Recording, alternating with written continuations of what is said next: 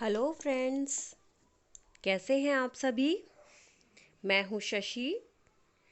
Let's learn language में आप सभी का स्वागत है। आज हम संस्कृत व्याकरण में पहला अध्याय पढ़ेंगे, वर्ण। अभी तक आपने जाना हिंदी में कितने वर्ण होते हैं और किस तरह से उनका विभाजन हुआ है।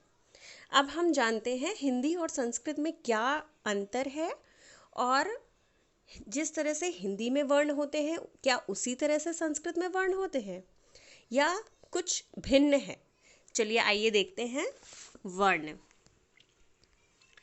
ये देखिए, इसमें संस्कृत में वर्ण होते हैं 48।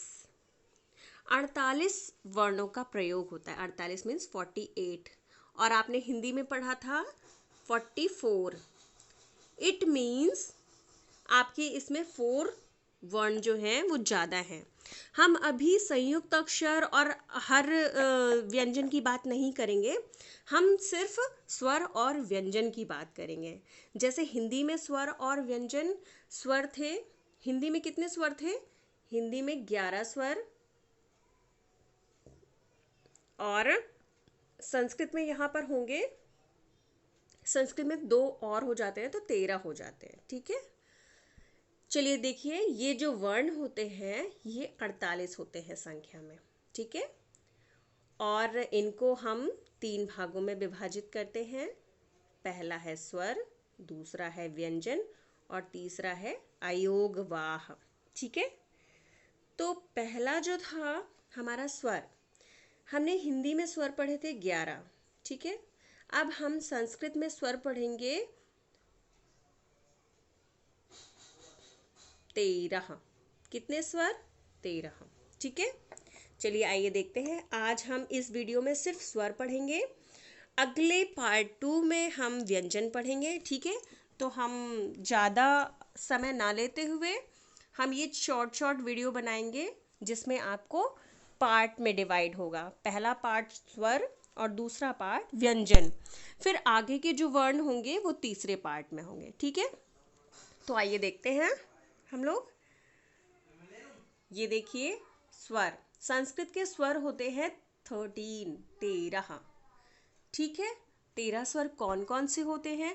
अब चलिए ये देख लीजिए, स्वर तो आपने 13 देख लिए, लेकिन स्वर के कौन कौन से भेद होते हैं, स्वर कितने प्रकार के होते हैं संस्कृत में? संस्कृत में स्वर जो होते हैं वो 3 प्रकार के होते हैं। ठीक है, पहला तो है ह्रस्व। दूसरा कोई बताएगा?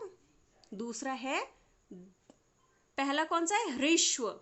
अब आप इसको देख लीजिए, आप इसको पढ़ना भी देख लीजिए। हा में ये वाली री है, री से ऋषि वाली। ठीक है, अगर हम री से ऋषि वाली री लगाते हैं इसमें मात्रा, तो री बोलेंगे, ह्री, ह्रो नहीं बोलेंगे। ठीक है, तो ह्रीस्व स्वर जो है वो कितने हैं? 1 2 3 4 5, 5 हैं। ठीक है, देख लीजिए, ह्रीश्व स्वर जो है वो 5 है। ठीक है, अ मतलब ह्रीश्व आ, ह्रीश्व ई, ह्रीश्व, ये थोड़ा सा मिस्टेक हो गई है प्रिंटिंग में, यहाँ पर उ होना चाहिए। ठीक है, तो यहाँ पर उ और री और री। ठीक है, तो री भी ठीक है, री भी ठीक है। अब ये देख लीजिए, ये वाला री जो है ये ह्रीश्व है। अगर हम दीर्घ इसको बोलेंगे तो दीर्घ में ये वाली मात्रा और लग जाती है, तो ये दीर्घ हो जाता है। ठीक है, तो आप लोग ये जो बड़ी ई देख रहे हैं इसकी जगह पे छोटा ऊ होगा। ठीक है, देख लीजिए, 1 2 3 4 5, तो आपके ये 5 हो गए ह्रस्व स्वर। ठीक है, इसके बाद दीर्घ स्वर में देख लीजिए, वो 5 थे, अब ये कितने हैं? सेकंड नंबर दीर्घ स्वर, 1 2 3 4 5 6 7 8, 8। ठीक है, अब देखिए, आ, ई, ऊ, री। अब ये देखिए, ये दीर्घ री है। आप उसमें और इसमें कंपैरिजन करके देखेंगे तो इसमें एक मात्रा और लगी हुई है नीचे, देखिए ये डबल है। ठीक है, इसके बाद ए, आए, ओ आओ। अब ये क्वेश्चंस जो हैं ये कंपटीशन में बहुत आते हैं कि ये ओ जो है, ये ओ से उखली जो है, ये ह्रस्व स्वर है या दीर्घ स्वर। पिछले बार मैंने टेट में देखा था कि ये ओ जो था इसको सब लोग ह्रस्व सोच रहे थे, क्योंकि ये आउ जो है सब लोग इस हिसाब से करते हैं कि ए छोटा है और आई बड़ा है। तो जब ए छोटा है और आई बड़ा है तो ये ओ भी छोटा हुआ और आउ बड़ा हुआ। लेकिन इसमें इस तरह से नहीं होता है, इन स्वरों में इस तरह से नहीं होता है। इसमें ये चारों ही दीर्घ माने जाते हैं।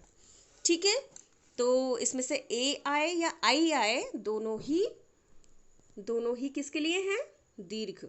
ठीक है, ओ आओ। चलिए देख लीजिए, 5 और 8 कितने हो गए? 8 5 13।